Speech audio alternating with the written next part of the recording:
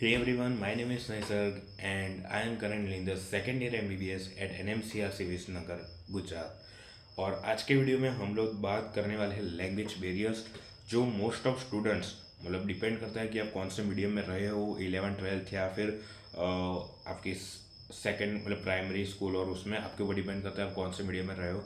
अगर मैं बात करूँ तो मैं इंग्लिश मीडियम से था तो मुझे इतनी डिफ़िकल्टी नहीं हुई एमबीबीएस के फर्स्ट ईयर में। बट होती है लोगों को जो दूसरे मीडियम्स होते हैं जैसे कि गुजराती मीडियम हिंदी मीडियम वगैरह वगैरह से। तो सबसे पहली बात आप दिमाग में बैठा लो कि एमबीबीएस के अंदर कोई भी सेकेंडरी या टर्शरी लैंग्वेज नहीं होती है। आप दुनिया के कौन से भी कोने में एमबीबीएस के लिए चले जाओ, जो फर्स्ट लैंग्वेज आपको सीखनी होगी वो है इंग्लिश।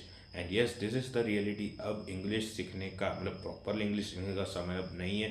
तो आप किस तरह से ये लैंग्वेज बैरियर के साथ डील कर सकते हो, उसका जो एक मतलब बैक आप बैकलेस तो नहीं, मतलब आप भी इतनी मेहनत करके आप कॉलेज में पहुँचे तो ऐसा नहीं है कि आपको इंग्लिश नहीं आती तो आप कुछ नहीं हो।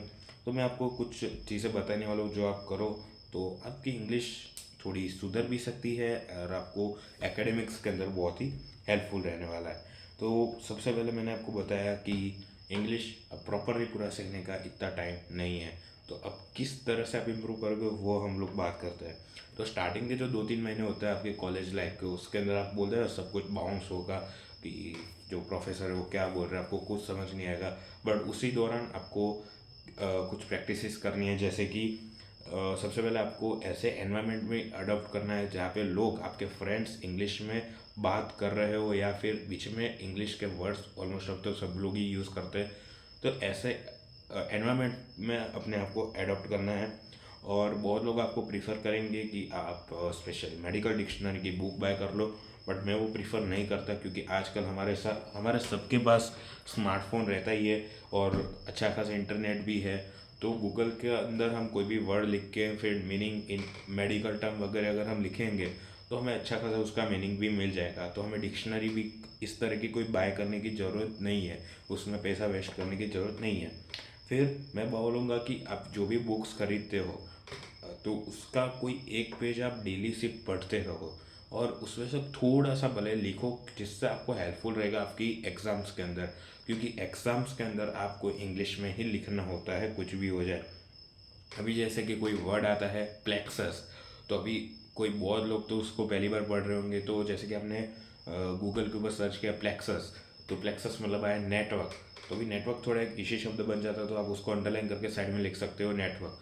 तो आप जब भी उसको रिवाइज करोगे तो वो आपको बार बार मतलब मेमोरी में स्टोर होता जाएगा और इस तरह से आपके जो वर्ड्स की डिक्शनरी है माइंड में वो इम्प्रूव होती जाएगी।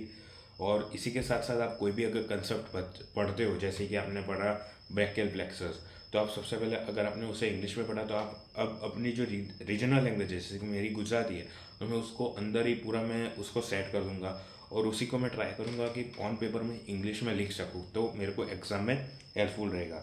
इसी के साथ साथ मैंने जैसे कि आपको बताया कि आप आपके फ्रेंड्स के साथ इस तरह से अडॉप्ट हो, आप आपकी फ्रेंड्स की हेल्प लो कि भाई इस वर्ड का मीनिंग क्या होता है, तो उनसे भी आप सीख सकते हो। और टर्मिनोलॉजीज, तो वो टर्मिनोलॉजीज आप कभी भी चेंज नहीं करते, वो जैसी होती है एज इट इज़ ही आपको लिखनी होती है।